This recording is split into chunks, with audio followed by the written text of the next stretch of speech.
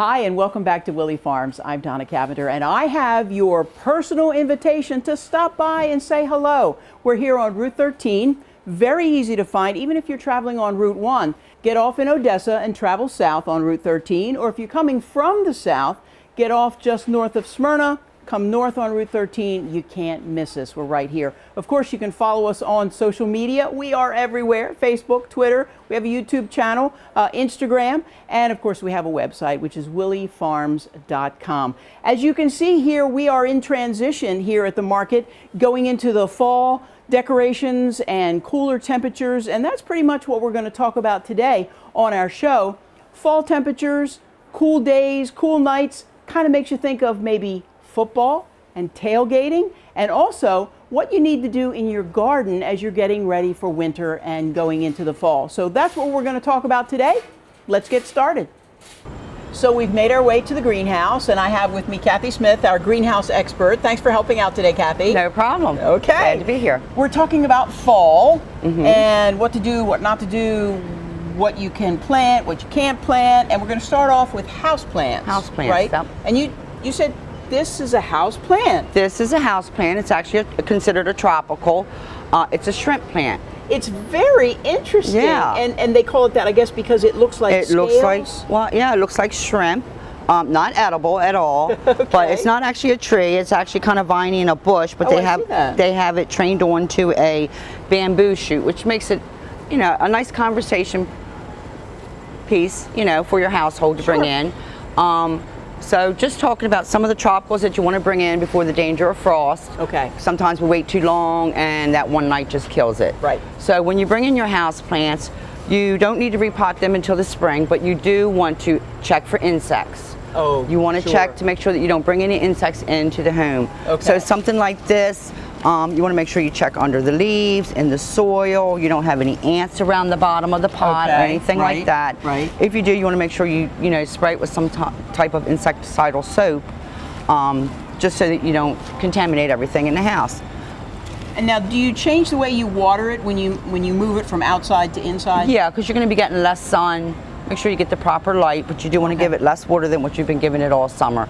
Kind of like you're going to drink less cold beverages and things in the wintertime. And this is a philodendron? Close, it has the same leaf. It's Okay. a pothos. Oh, okay. This is a golden pothos, so it has that yellow variegation Got that in one it. wrong. Something like this, I might give it a nice little trim. Oh, okay. Because it's kind of growing over the pot. But other than that, that's about all your house plants are going to need. Just make sure that you check them for the insects, ants, things like that they pick up outside. This one is very healthy. Yep. Yeah. So once you've got the deck cleaned off, you got all those plants brought into the house and your sunroom or wherever.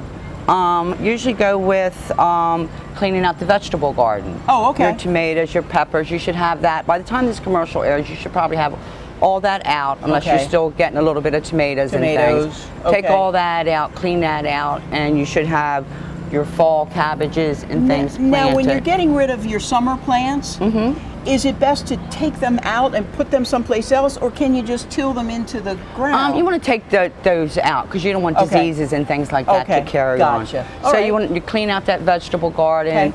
You don't really need to trim any of your trees, but you want to cut any broken branches, any dead branches, anything like that, maybe a little shaping. Okay. And then go on to maybe raking your yard, getting all those leaves up. Right, because your yard can't breathe. Right, your grass, you don't want to smother. Yeah, these are one of my favorite things to use in the yard. They're great. Someone gave them to me a long time ago, and they're like leaf claws. They're great. You can use them as a rake because you get down and rake it all together. Yeah. And then it's amazing how many leaves and brush and things you can get in between these two. Not just this little bit here, but big bits of yard waste and leaves and everything, and I just love them. And you just pick them up and go and drop them wherever you need to drop them. And they're very, very handy. I like them. I like the idea that you can get in between the plants with them and just kind of. Right, sure. Yeah. As a rake, you can just take one and get in there and do that. Yeah, those are very, very handy. I love the leaf grabs. So after we get the yard raked up, let's go on to our perennials. You don't really need to cut them back. Some perennials, like your daylilies, liriope, things like that, hostas, can sometimes get a little overgrown. You need to thin them out a little bit. Okay. So that's a very easy process. You're basically just this is gonna be in the ground, but you would just take it out of the ground, dig up, and then pull some apart. And they pretty much so you will need to pull divide apart. them. Divide them up, Okay. and then you can spread them out, maybe give some to your neighbors, or just spread them around your yard. Should you do that every year? You need to separate You don't them? have to do it every year, just depending. But if you do let it go on for years and years, sometimes the ripey things like that get so thick that they're not producing their flowers, and they just look not so good. So you do want to do it every few years. And my daylily has the leaves that have browned and they're falling over the edge of the planter. You just cut them and. You can cut them, but pretty much once they turn brown, you can just pretty much just pull them right off. Oh, okay. And all right. And let them go. So then we have some of our other perennials here. These are perennials here? These are perennials. Okay. We're going to leave these perennials. That's what I do with mine. You might want to cut them back. It's not going to hurt them. Okay. But something like this, the birds are going to feed off of it. The songbirds love this coreopsis. Now this is a coneflower. It is. It's a coneflower, and as you can see, these seeds here. Right. And I take those. Well, I have black-eyed Susans. And when they get to this point, I take them and I collect all the seeds and put them in a little cup. And then I plant them. Yes, you can do that. You can leave the heads on here. Okay. The birds will feed off of them. Here's the black-eyed Susan. Right. Yep. Somewhere. Yeah. Oh, over here we have the sunflower, which puts out your sunflower seeds. Leave those for the birds, and then you're feeding the birds. You can also do that with your grasses. Oh, okay. Generally, if it bothers you, you can cut the grasses back. It's not going to hurt them. I like to wait till the spring. Oh, okay. Because cut them back in the spring. Yeah. So they get all brown. And you get that. Them? Yeah, you get that wintry foliage. The birds feed off of them. They also use them for shelter, and they'll use some of the brown grass in the spring for the for their nests. for the nesting. How about that? Now I wanted to ask you about this plant right here. Fascinating looking plant with beautiful orange colors. What kind of plant is that? Chinese lantern. Oh, of course it is, because that's what they look lantern. like. Now the orange, is that the flower? That's the flower. And they eventually will dry, and there's a little, you can't really see it in here. So it's like the seed pod. Yeah, there's a little seed pod in there. Well, they are beautiful. They will self-seed every year, so they come back and they spread. And I just put them up there because they're just so pretty in fall. There you go. Yeah. All right. So more pretty fall things here. More pretty fall things. So as you're kind of getting rid of some of your annuals and things that you're not going to be using to feed the birds, and you can replace it with some of the ornamental peppers, the pansies. The pansies are going to do great. They'll pop up through the snow in the wintertime. I have a gorgeous picture last year where a pansy is just popping through the snow. How about that? Your ornamental cabbage and kales, when the frost lays on them, they're really pretty. It's like ice on them. That is pretty. Okay, we've got something. Is this food? This is holly toned. You want to put this around your trees. That way, next spring, they're already going to be feeding off of. So you want to use it for your evergreens, your azaleas, rhododendrons. You can even use it with strawberries, blueberries, anything acid loving. Okay. So. All right. Awesome. I need to use some of this. And young trees that you're trying to get established is good for them young trees that you're trying to get established. And it gives you a guide on the back, very easy. You just take a few spoonfuls, put it in the ground, and you're done. Yeah. All right, awesome. So, and pretty much the last thing I guess you probably want to do, we've got our new fall vegetables in the garden. Right. Spinaches and all those kind of things. It's also time to plant your garlic. If you like garlic, you plant it in the fall. Oh, plant it in the fall for harvesting in the spring? Harvesting in the spring. Okay. Well, actually kind of like midsummer. You'll wait till it starts to die back. It gets really big. And right here, I just went up to produce. I just grabbed some garlic, broke it apart. Don't tell Allison. We'll never tell. And we're just going to plant it 4 inches deep, pointy side up. Okay. Probably 6 to 8 inches apart, and wait for it to come up next year. And it's going to look like just like an onion coming up. And if you just wait and wait, you'll have garlic. You'll have garlic. You'll see it in the bottom. Now, people are always confused when you want those Easter flowers, the daffodils, hyacinths, tulips. Right. You plant those in the fall. So you need to come in. You can do that right up until the frost. So come on in, get your flowering bulbs, so that next spring, when everybody's tulips, daffodils, and hyacinths are up, yours will be up too. Okay, so you need to be proactive. Be with those. proactive with Okay. that. It's cheaper to Okay. plant the bulbs than it is to go out in the spring to buy the whole Well, that's plant. true. That's so you're going true. to save money that way too. Yeah, yeah. I have not planted any bulbs, but I have Ooh. planted the flowers that I buy here. Uh-huh, yeah. You plant them and they're Which has the beautiful, bulb, and then yep. they die away, and then the next spring Voila, there they are again. It's there they beautiful. are again. I love it. Yeah. I tell everybody my Easter lilies because I get them from church. We bring them home after Right. Easter, and I plant them. My Easter lilies bloom on the 4th of July. Yes, they will bloom. The Easter lilies are actually forced for Easter. Yeah, And yeah. believe me, yeah, we do a lot of praying to make sure that they're popped at the right time for the churches. Okay. So, panic attack that time of the year. Right. Yes. All right, so we've got everything that we need to know about fall planting and getting ready for the winter and the cooler temperatures, Feeding the birds. feeding the birds, Yeah. all kinds of things. And of course, whenever you have any questions about any of this and you want to know, do I, don't I, just stop in, talk to Yeah. Kathy. She'll be happy to Stop in, help give you us out. a call. We'll help you out for sure. Yeah. She'll help you out. Thank you, Kathy. So cooler temperatures mean tailgating, right? Football, fun, lots of great food. Well, we've got some additions to your tailgating menu, I think, coming up. So let's check it out. Okay, I call this the tailgating section, and people are making fun of me because they say it's a little high end. Well, you be the decision maker. What we're doing here is a little bit of tailgating recipes. I've got 2 recipes for you today, and the first one is baked sweet potatoes. Sound pretty good, huh? You know, when you go to the restaurant, you always get the baked sweet potatoes instead of the regular fries. Well, let's see how that's done.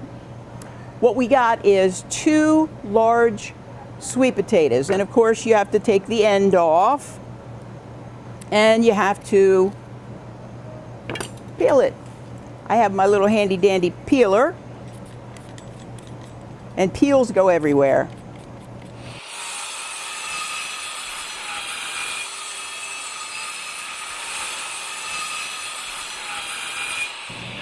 Okay, so you get all of the peel off, and then you need to cut it into fries.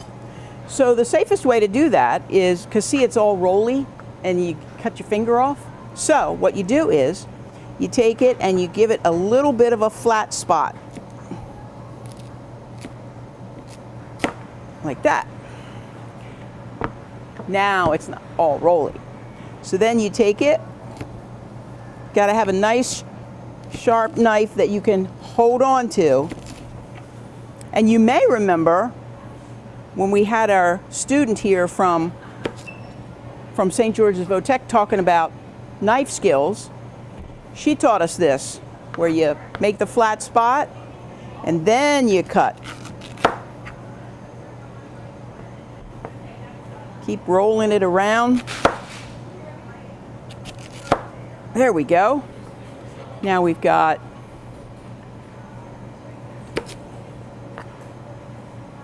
maybe you like them big and chunk. Oops, see, that was starting to roll on me. So turn it over on the flat spot. Makes it much easier. You can make them really big and fat, or you can make them a little thinner. All depends upon whether you like big fat sweet potato fries or thinner ones. All right, so there we go. And we can make that one into a fry. Why not? All right, so what you do with your sweet potatoes, and we prepared these before, what you do with your sweet potatoes is after you get them all cut up, you need to put them in water and soak them in water for about an hour.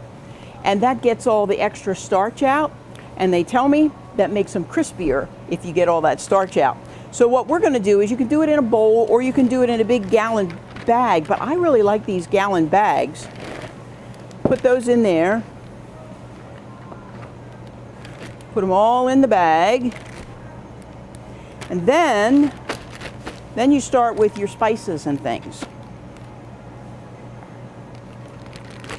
And the first thing you do is put a couple tablespoons of cornstarch in the bag with your potatoes.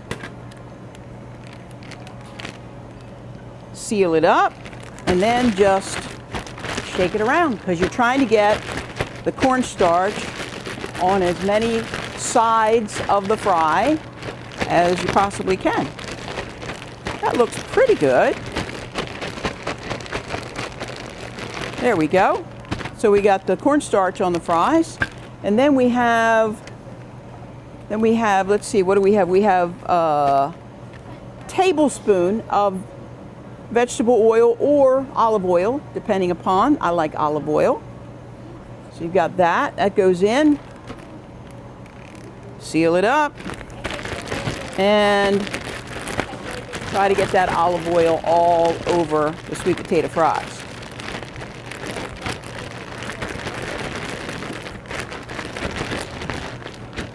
Then you got to go in with the spices. Open it back up. What we've got here is some pepper, 1/4 teaspoon of pepper. Got some paprika. Got some brown sugar. Not much, just a little bit. Brown sugar. Garlic powder. Get it all in there. All right. So there we got all of our, oh, I just got a whiff of the garlic powder. Whew. All right, so you seal it back up again and shake it around. And you can see those spices and everything getting on the French fries. Some more than others.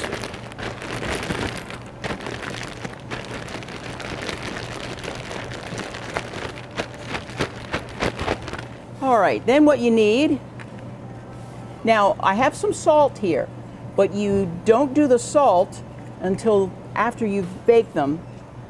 Again, makes them crispier if you don't put the salt on until the end. So let's move this over here. There we go, look at that. We've got spices and everything on there. Toss it. Now the oven needs to be at 425. Now the recipe that I got this from said that you use parchment paper and then you put the olive oil, spray olive oil on it. Well, I tried the parchment paper. My parchment paper like burned up, it like all crispy, and I'm not a fan of parchment paper. So I think what you can do is just use the spray oil.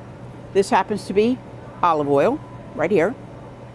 Spray can, they're so easy. And remember, don't take it and do this over the kitchen floor because you'll end up on your backside when you take your first step, okay? So make sure that you spray it over a surface so that it's not gonna go on the floor for safety's sake. All right, so we've got our fries. And we put them down on here. And you want to spread them out. That way they'll get crispier that way. If you need to have a second pan, you can do a second pan. But you need to spread them out because you want your crispy fries. It looks like we've got too many fries for our pan, but maybe we'll try and fit them in there. There we go. We'll get them all fitted in. So you can see the different spices, the pepper, the paprika, and all that, okay? So you've got your oven heated up to 425. You've got your potatoes on there, and you put it in the oven, 425, for about 15-20 minutes. And then you take it out, turn them over. All of them, turn over, put it back in for another 10-15 minutes, and they'll be nice and crispy. So you put them in the oven, and when they come out, they look like this. Crispy sweet potato fries with all kinds of wonderful spices, and they're, see, they're crispy on the outside, but they're nice and soft on the inside. You can taste that garlic powder. Really good. Nice soft inside. But they're baked. You could deep fry them, but bake them. Works out really, really good. Okay, so in our loose theme of tailgating, Sweet potato fries would go great with a burger on the side, or maybe a hot dog, or hot sausage. Anyway, you get your sweet potato fries. Now, next up on our menu, we're going to do Italian sub bruschetta. That's really, really good. So we'll get ready for that. Okay, so next up on the menu, as I said, Italian sub bruschetta. Now, most everybody loves a good Italian sub, and we make great ones here at Willey Farms. But sometimes people are like, well, a big sub is just too much for me, but I really like the flavor. So here's something for you. It's in smaller bites, but it's got all of the flavors. Italian sub bruschetta, and here's how it goes. You take ham, boiled ham, put that in there. That's a 1/4 pound. Capricola, put that in there too. Provolone cheese, and you try to make these as small little, you can see I've diced these up really, really small, and that's what you try to do, get it as small as possible. Provolone cheese there, and then we have some salami. This was really hard to cut up really small, but I did the best I could. Okay, so you put that in there. Then we have a cup of grape tomatoes, again, diced up really small. If you can believe it, I took a grape tomato, I sliced it, and I cut the slice in quarters, so that's how small. All right, so we've got a cup of tomatoes. There we go. Then we have to have our sauce. So we've got another bowl here. So we've got some olive oil right here. We'll put that in this bowl. Then we've got red wine vinegar. Gotta have the vinegar. Add that in. We've got salt and pepper in here. 1/4 teaspoon each, I think. And then we've got some oregano, some dried oregano. So put that in there. Then you got your whisk, and you whisk that together.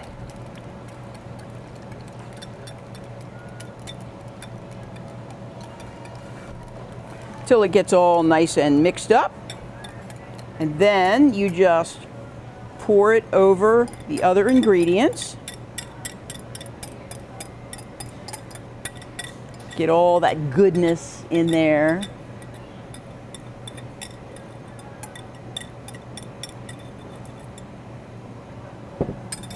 And then all that's left to do is to mix it up. So you're mixing it all together. You've got the ham, the capricola, the salami, the provolone cheese, the grape tomatoes, and that wonderful, wonderful sauce. It's all things that you'll get in an Italian sub. Now, truth be told, you could actually do this with whatever your favorite sub is. All the ingredients that you would put in your favorite sub, just put them all in here. And use whatever sauce would go with it. Put it all in there. Then next up, so you've got that all ready. Then you've got your baguette. And remember, again, we learned from our culinary students from St. George's, Votech, what knife to use, and we're doing bread, and it's got a bit of a crusty outside on it, so you use a serrated edge.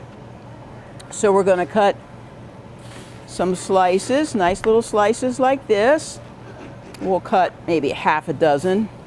We'll have to cut more because, as you know, when there's food cooked around here at Willey Farms, people come from everywhere and they love to eat it up. So we've got some slices of our baguette. All right, so we'll put the slices on here. Got some nice slices. Now, most people's sub, you may ask for it without lettuce, but most people's sub have lettuce on it. And we didn't put the lettuce in because, you know, lettuce is very fragile. So what you do is you take a little bit of lettuce and you put it on there. Just a little bit, so you have enough lettuce on there to taste it. So we'll put a little bit of lettuce on each one of our little baguette slices. And then you take this and you put that on top.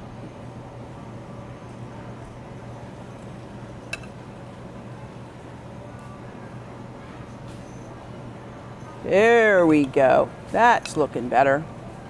All right. Put that on there. So you've got all your little pieces of your sub right there on top of your baguette. And that's why it's a bruschetta.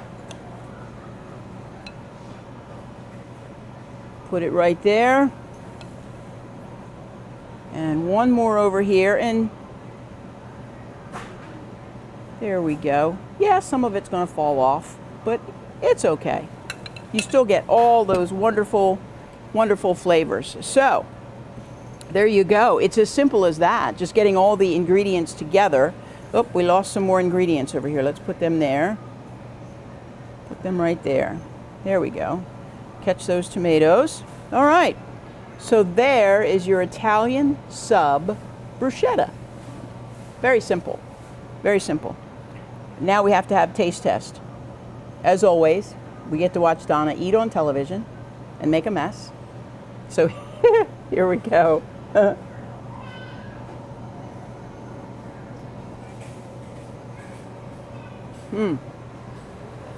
Tastes just like an Italian sub. I think that was the purpose. Now technically, you're supposed to mix all that up and let it marinate for a little bit so all of those flavors kind of come together, and then you put it on your baguette. But it tastes just as good like this. So there you go, your two things that you can add to your menu at your latest tailgate party. Maybe it's a little high end, who knows? When was the last time you had bruschetta at a tailgate? Well, if you make this, you can. The bruschetta and the baked sweet potato fries. I think it's going to taste pretty good. Hope you'll try it. Well, that's going to do it for this time. Thanks so much for watching. I'm here in our always busy produce area, and we hope that you'll stop by sometime soon. We're on Route 13 in Townsend, just south of Odessa, just north of Smyrna. Of course, you can keep up with us on social media. We're on Facebook and YouTube and Instagram and all over. And if you haven't signed up for our monthly email newsletter, you can do that on our website at willeyfarms.com. That's going to do it for today. Thanks for watching. We hope that we've helped a little bit with those gardening tips, and maybe you'll try out a couple of those recipes that we used for your next tailgating party. I'm Donna Cavender from Willey Farms.